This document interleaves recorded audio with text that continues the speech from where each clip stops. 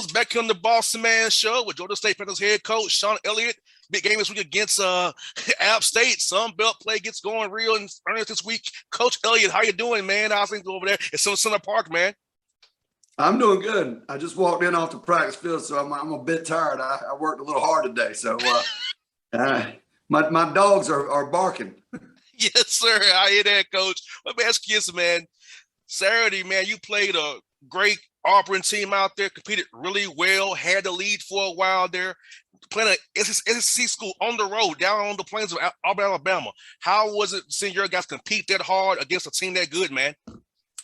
Well, I was very, very proud of our football team. You know, we played really well. Our defense showed up and shut down Auburn for the most part. It was amazing to watch those go out there and just compete. And they play with great effort. And really, you know, when you see guys really love the game of football and love what they're doing, it's easy to coach them. And that's what our team was doing on Saturday, really in all the phases. And, you know, we had a couple of blunders there in our special teams on a block punt that really gave Auburn an opportunity to get back in the ball game. And, you know, that was unfortunate. But we'll rebound. But I'm so proud of our football team, you know.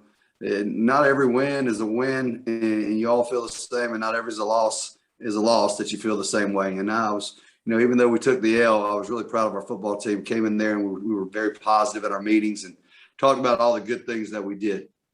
And you're right, Coach. I feel like for me, Coach, it's going to be a great thing to point back to and show how great you guys competed and how you guys played together as one on the road, hostile environment. And this is going to be something you can use to build from going forward with this tape to learn from it. And plus, you played Charlotte, a team who had a big win as well. Coming to your place, you beat those guys. Last week, Coach, I feel like your guys took major steps forward for getting in the Sun Belt play here on Saturday. We really have. You know, over the course of the 4 weeks, I think our team has improved every single week. You know, even going into the North Carolina game, we were playing those guys, and in 3.5 quarters into it, or 3 quarters into it, we're about 14 points away and missed some opportunities to get a score in. And for whatever reason, the fourth quarter got out of control for us. But we have really improved both offensively and defensively. We've got some work to do in our special teams that we've got to really take care of. And I think we'll be in good shape. But we got a tough App State team that's coming in here. Probably the best team, easily the best team we've faced thus far. And we've got our work cut out for us. So we got to be playing at the top of our game this weekend. And talk about App State, Coach. The keys to the game against those guys, like you said, they're a really great coach team, tough team, disciplined team. And then watching the film, I know you're saying, wow, these guys really be disciplined every phase of the game because these guys are bringing it every week out here. Yeah, well, they can run the football very, very well. They got 2 great backs, and I think their offensive line is really good. And they got 2 guys on the perimeter out there and their wide receivers that can really hurt you. Those are their big time players, the Sutton kid and the Henneken wide receivers. So they can hurt us on the perimeter and they can hurt us inside the box. And they just do a good job in game planning and getting they've got plays that are match plays. So if you're defending one, they can come back to the other and hit you with that. And defensively, they've always been flying around. They've always done a great job. Their defensive coordinator and I have worked together. And so, you know, it's a tough group. I mean, I know when you face these guys, you got to be playing at the top of your game. And, you know, I told our football team, we faced these guys 7 years now, and we haven't beaten them. So we've got to be on point in every phase of our football game, the offense, the defense, and everything in the special teams. We've got to be planning to win all 3 phases. We can't win 2 of the 3 and come out on top. We got to win all 3. Most definitely, Coach. And what people don't realize about the Sun Belt Conference, coaches, it's tough every week. There's some easy outs in your conference. I know people don't really watch the way they should because we're here in Atlanta. We see what goes on. But, man, from Coastal to you guys, Southern's tough. You know, South Alabama's tough. You know, it's no easy nights in the Sun Belt Conference. Talk about the depth of your league, the coaching in your league as well, and the ton of players in the league as well. Yeah, you know, this league this is my 5th season here at Georgia State, and you know, over the last 5 years, really having a good opportunity to see the talent in this league and the coaching in this league. And there's great coaches that are recruiting their tails off, bringing in great talent. So the parity along this league is really, really tough. I mean, we're all about equal. You know, you mentioned Coastal and a couple other teams. You know, Coastal burst onto the scene a year ago, and another team is going to do that same thing this year. And they just keep getting better, just like we've gotten better in our conference over the last 5 years. But from top to bottom, it's a tough league, and we find that out each and every week. Great football players, great football coaches, it's a good brand of football in the Sun Belt. You got that right, Coach. Excuse me, man. Transfer portal. How's that going to help your program going forward? Maybe find guys who played at the Power 5 level, did not get the playing time they want to get. They can come to Georgia State and play in Atlanta, a great city, great university, get a good education, learn very well. So how about that portal? How will help your team going forward to fill gaps and find diamonds in the rough to play for you guys? Well, I think you got to be very careful in the transfer portal. You've got to do a good job in investigating why a young man is leaving one team to go find another team. Something happened there. Something, whether it was playing time, whether it was coaching, whether he got in trouble. You've got to do a good job in evaluating those guys. A lot of people these days, they don't have a lot of thick skin. So if the goal gets tough, they're out. They're busting out. And you don't want to bring that type of guy into your program. So you got to be really careful. But there is opportunity to add really good quality players from that portal as well, and giving them the opportunity to come in here and play at a high level here at Georgia State. We've done a good job in doing that. We've got some guys that have transferred in that have helped us, and they're going to help us in the future. But like I said, you've got to be really careful in it, and you got to know exactly what you're looking for. And you better do your homework. Exactly. And coming to school at Georgia State, very good academics as well. Great facilities. I see what you all doing. You've always building something at Georgia State. It's Georgia State. I've seen the city come up from when it was a small community school to what it is today. So a young man should want to come to your school and see what they can experience and play for you and get seen by a lot of people, because Atlanta, people love our city. Oh, the city of Atlanta gives an opportunity for a young man like no other. I mean, even our guys here now really haven't explored the city of Atlanta. I always ask them, I talk to them about it. Hey, man, did you take in this show the other night, this concert? Did you go to this restaurant? What did you do? And I mean, there's some sporting event or something. So the culture in Atlanta is so great. And I want these guys to experience that.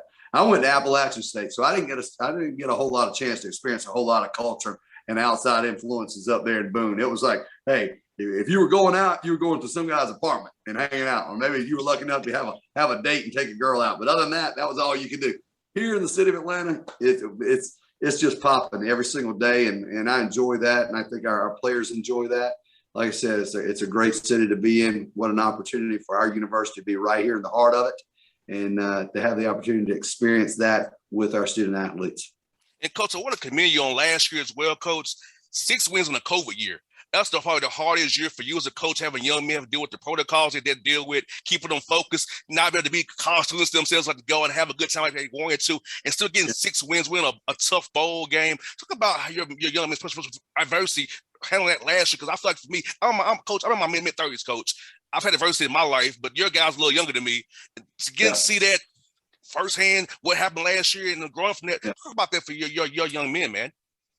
Well, I think us as a program, I think I guess you can use the word train our guys in adversity. I mean, I talk to them all about, how adversity and the struggles in your life are actually going to be the fruit in your life that's going to make you successful, and how we respond to those things. And sometimes, we let outside influences and things creep in that really have no bearing. And I tried to tell them last year was really all about fear and what could have happened.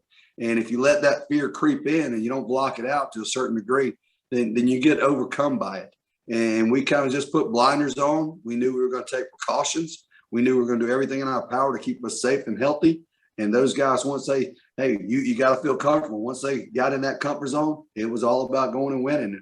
We came out 6-4 and won our bowl game, and had an opportunity to win a few other ball games that we didn't. But I was very proud of those guys, because they're going to reflect on that year when they have tough times in their marriages or in their jobs, and they're going to look back and say, man, you don't even know. I had to come in every single morning at 6 a.m. I had to test. I had to stick this thing up my nose every single day. I had to wait at night to see if I was positive or negative. I'd come in with the sniffles. There was so much going on and so much talk, and it really grew our team up. Coach, I'll say the same here, man. Having to lead interns. Coach, I never heard of a Zoom until last March, man. Okay. I've been in radio 10 years, Coach. Never heard of Zoom until last year, man. So I used to be on the phone in studios. So this is Zoom, for me. WebEx, Zoom. Hey, we're going to have a WebEx meeting. I was like, what's a WebEx meeting? What is that? Somebody need to explain this to me. I'm not the savvy technological type guy, so they all have to spoon feed me on this type of stuff. Yeah, there, right, coach. And also, man, mental health, coach. How are you helping your guys with mental health, their development there in that regard? Because in sports these last few months, it's been a big topic about mental health. So how you guys have counselors on staff, guys they can go talk to when they're having down times or issues with their family to keep those guys mentally healthy as well to play ball fast for you guys on Saturdays as well, coach. Well, I want you to know I've been coaching for 25 years. So basically, I've been a psychiatrist and psychologist my entire career. It's very easy to see the ups and downs of a young man just by looking at their face.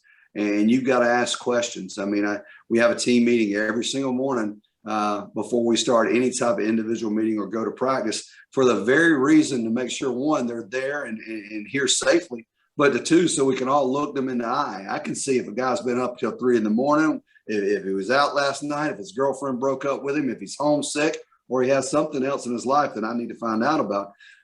So we have all that. Every one of our coaches, and I like to think we're all professionals in that category, because to have an ear that you can lean on and they can tell you things.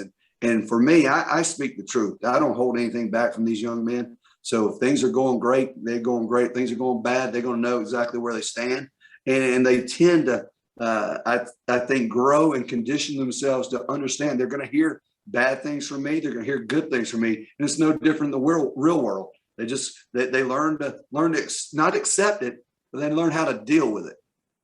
And coach, what fans should realize is that coaching is one thing, but that off the field, loving on your guys, being that father figure, their brother, their friend, their mentor, all the hats you wear besides X and O's, I think fans sometimes lose sight of that in what you all do every day. Yeah, it's a great profession. It's a very rewarding profession. It's a very difficult profession because when we take these guys in, we really do feel like they're trusting us with their future, and that's a huge responsibility. It really is. I can critique these individuals. I can get on them as hard as I can. I can love them as much as I can, and they need to understand they're getting the good, the bad, and the ugly with me.